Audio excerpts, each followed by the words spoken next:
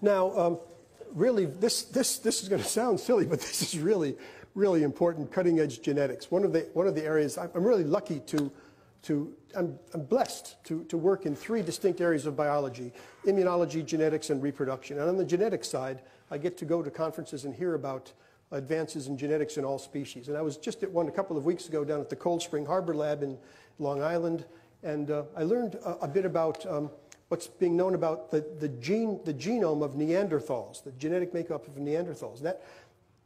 The genome sequencers, led by Svante Pabo, who works in Germany, has taken tiny little fragments of Neanderthal bones, isolated DNA, and determined the genome of the Neanderthal, and used that information to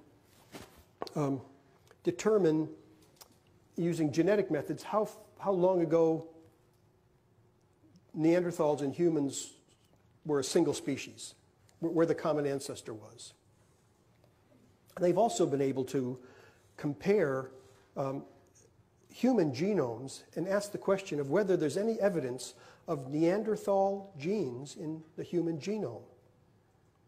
And they found that there is. And the amount is quite significant, upwards of 5 to 7%. Neanderthals used to live in the Neander Valley.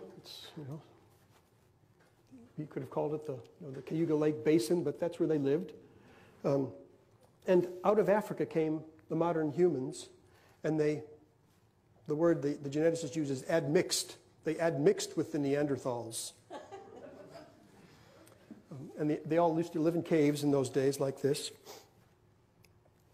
Came out of Africa, admixed with the Neanderthals. This was Neanderthal territory. There was another group of Neanderthal-like creatures called the Denisovans. They lived up here in Siberia, and they have their genome has been sequenced. They were distinct from the Neanderthals. And so you can find in people of European and Asian ancestry evidence of about 7%, 5 to 10% of your genome is common with that of Neanderthals. We've been separated from them for 30,000 years or so. And in some of the tribes in Papua New Guinea and those islands out there, there's evidence for a different kind of genome, which is probably the Denisovan genome. And they might have 7% Neanderthal and 5% Denisovan.